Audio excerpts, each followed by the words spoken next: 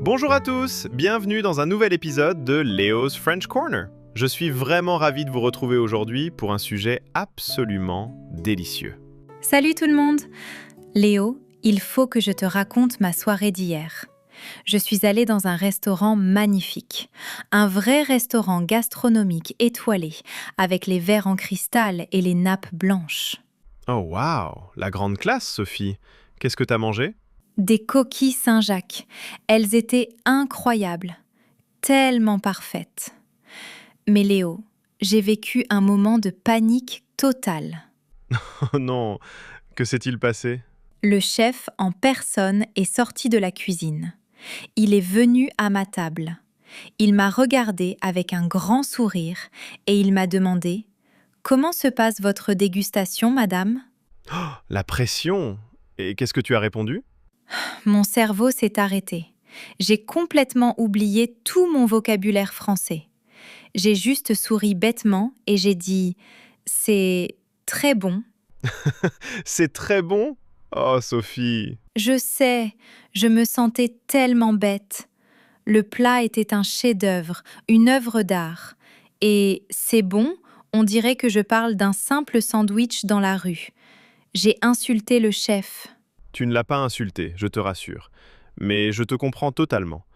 Quand on voyage en France pour vivre de belles expériences culinaires, on a envie d'utiliser des mots élégants. On va régler ça tout de suite. Je vais te donner le kit de survie de la haute gastronomie.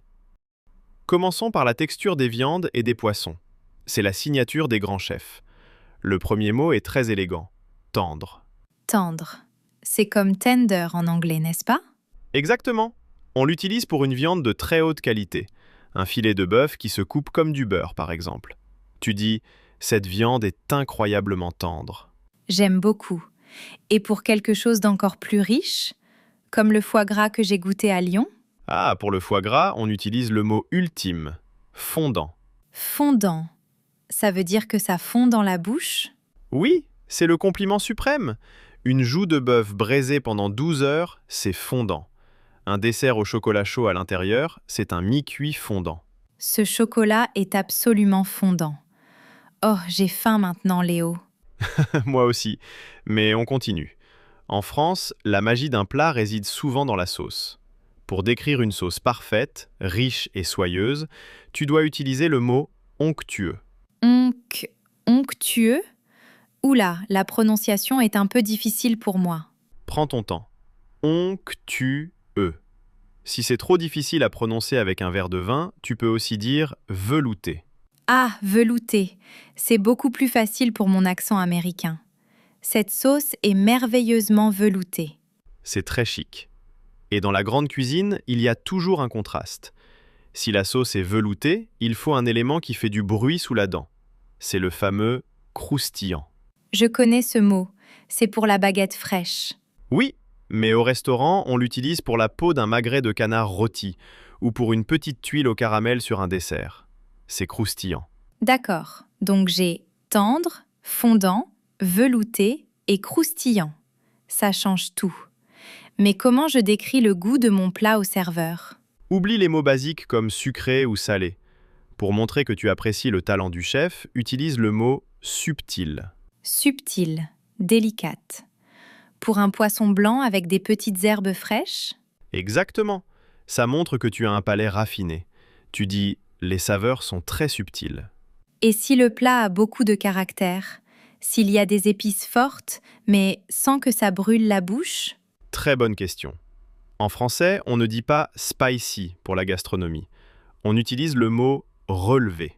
Relevé. J'aime beaucoup la mélodie de ce mot. Ce tartare de bœuf est parfaitement relevé. Léo, il y a une autre étape du repas qui me terrifie toujours un peu. Laisse-moi deviner, le fameux chariot de fromage à la fin du repas? Oui, le serveur arrive avec cette énorme voiture pleine de 30 fromages différents. Il me demande ce que je veux et je panique encore.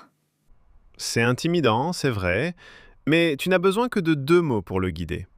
Corsé et doux. Corsé, c'est pour les fromages qui sentent très fort? C'est ça. Un vieux comté ou un roquefort, c'est corsé. D'ailleurs, un vin rouge très puissant, un vin corsé. À l'inverse, si tu veux un fromage léger, comme un petit chèvre frais ou un brie, tu demandes un fromage doux. C'est tellement simple. Je voudrais un fromage doux et un fromage un peu plus corsé, s'il vous plaît. Je vais avoir l'air d'une vraie experte. Bon, Léo, on retourne dans mon restaurant étoilé à Lyon. Le chef s'approche de ma table. Il me demande comment est ma coquille Saint-Jacques. Qu'est-ce que je lui dis pour le rendre heureux? D'abord, tu ne dis plus jamais « c'est bon ». Tu le regardes dans les yeux et tu dis « chef, c'est un véritable délice ». C'est un véritable délice. Waouh, c'est magnifique. Et si tu veux vraiment qu'il t'adore, tu ajoutes « c'est parfaitement équilibré ». Félicitations. Les chefs travaillent des années pour trouver l'équilibre d'un plat. C'est le plus beau compliment du monde. C'est un véritable délice. La sauce est veloutée et c'est parfaitement équilibré. Si je dis ça, il va m'offrir le dessert. C'est garanti à 100%.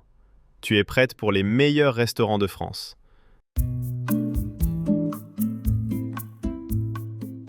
Bien Sophie, c'est l'heure de l'examen final. On va faire une petite simulation. Je suis le chef français, tu es la cliente. Prête? Prête! Je suis dans mon beau restaurant à Paris. Vas-y. Bonjour madame, j'espère que vous appréciez votre dîner. Comment trouvez-vous le filet de bœuf et sa sauce au poivre? Bonjour chef, c'est un véritable délice. La viande est incroyablement tendre et la sauce est parfaitement onctueuse. Oh, merci beaucoup madame. Et les épices ne sont pas trop fortes? Non, pas du tout. C'est parfaitement relevé. Félicitations. Et coupé, c'est dans la boîte. Bravo Sophie, c'était un sans faute absolu. Tu as gagné ton étoile Michelin de la conversation. Ouf! C'est beaucoup mieux que c'est bon, n'est-ce pas? Merci beaucoup, Léo. Je me sens incroyablement élégante maintenant. Je vais réserver une table pour la semaine prochaine. C'est un plaisir Sophie. Et vous, chers amis qui nous écoutez, quel est le repas de vos rêves en France? Un bœuf bourguignon fondant? Des escargots subtils? Racontez-nous tout dans les commentaires et essayez d'utiliser un de nos nouveaux mots élégants. Merci de nous avoir écoutés. N'oubliez pas de liker cette vidéo et de vous abonner. Bon appétit et à très bientôt. Au revoir tout le monde. Santé!